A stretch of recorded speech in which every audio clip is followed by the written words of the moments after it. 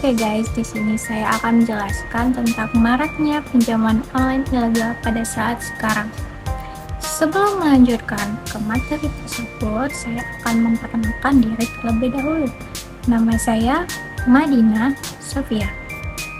Saya adalah mahasiswi Universitas Andalas di Kota Padang, dan saya akan melaksanakan bakti. Kelompok bakti saya yaitu kelompok 20 yang bernama Alessandro Volta. Di Universitas Andalas, saya mahasiswi Fakultas Kedokteran di jurusan Ilmu Biomedis angkatan 2023. Baiklah, lanjut ke materi yang akan kita bahas. Jadi kita akan masuk ke pertanyaan pertama.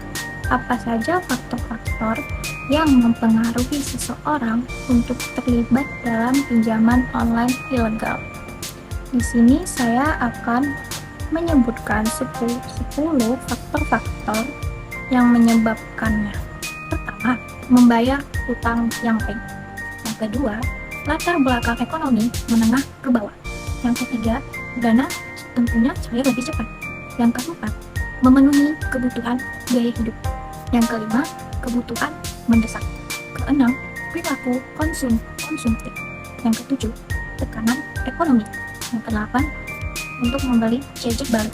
Ke-9, membayar biaya sekolah. Ke-10, literasi pinjaman online yang termudah. Satu yang akan saya beri contoh atau perumpamaan, yaitu seorang anak yang ingin membeli gadget baru, tetapi ekonomi orang tuanya belum tercukupi sehingga dia melakukan pinjaman online ilegal. Anak ini tidak memikirkan kedepannya bagaimana. Dia hanya membutuhkan uang tersebut agar bisa membeli gadget baru, yang pada akhirnya dia kebingungan membayar pinjaman online ilegal untuk kedepannya memakai apa. Dia tidak punya dana apa-apa, sehingga kedepannya yang dirugikan hanya kita yang memakai pinjaman online ilegal tersebut. Baiklah, lanjut ke pertanyaan kedua.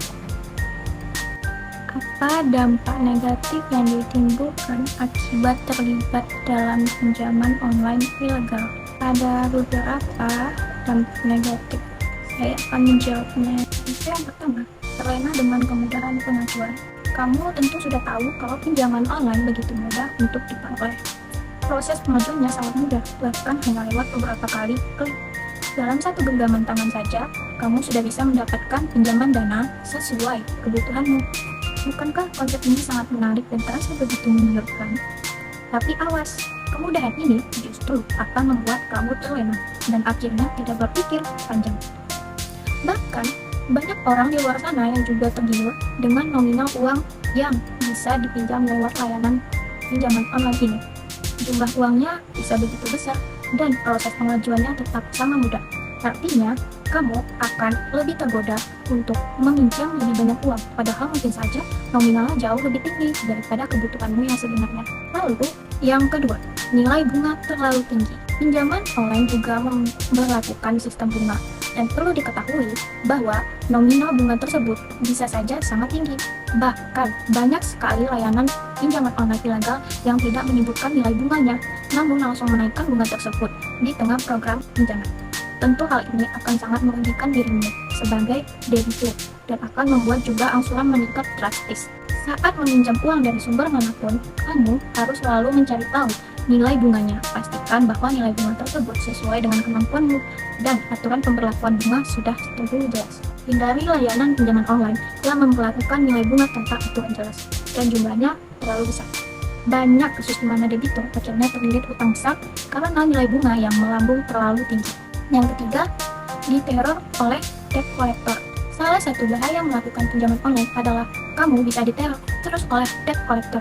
Ini merupakan salah satu hal yang banyak dikeluhkan oleh para debitur pinjaman online. Banyak yang mengeluh bahkan sampai menangis karena terus diteror oleh debt collector. Bahkan cara menerornya sudah jauh dari normal dan mengabaikan rasa kemanusiaan. Tentunya hal ini akan membuat hidupmu jauh tidak nyaman dan akan selalu dihantui.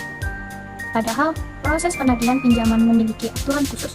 Jika layanan pinjaman online tersebut resmi dan terdaftar OJK, maka penagihan angsuran akan dilakukan sesuai prosedur.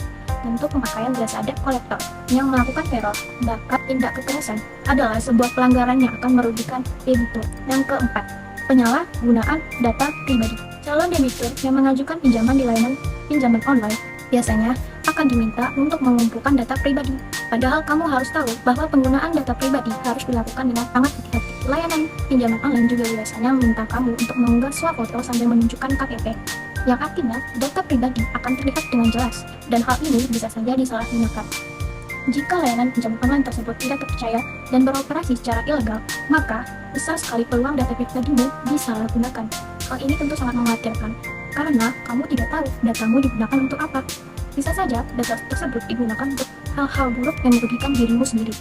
Peluang tindak kejahatan dengan memanfaatkan data pribadimu akan semakin besar dan membuat kamu menanggung kerugian. Yang kelima, merusak hubungan sosial.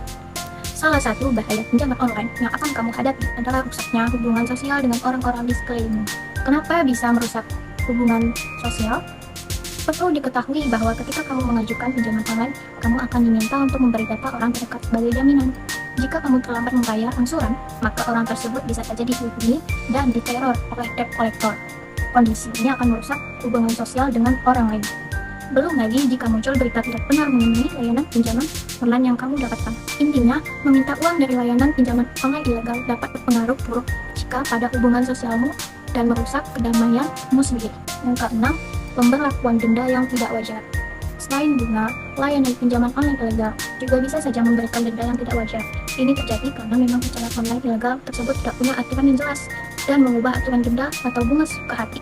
Akibatnya, pemberlakuan denda malah terasa memberatkan dan menambah beban angsuranmu. Pada akhirnya, kamu malah akan semakin kesulitan untuk melunasi angsuran dan semakin diteror oleh debt collector. Lanjut ke pertanyaan ketiga. Bagaimana cara menghindari agar tidak terlibat dalam pinjaman online ilegal, serta solusi apabila sudah terlibat pinjaman online ilegal?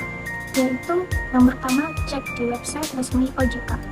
Yang kedua, lihat transparansi bunga. Yang ketiga, jangan tergiur ajakan-ajakan yang memaksa. Keempat, pastikan rekam jejak digitalnya.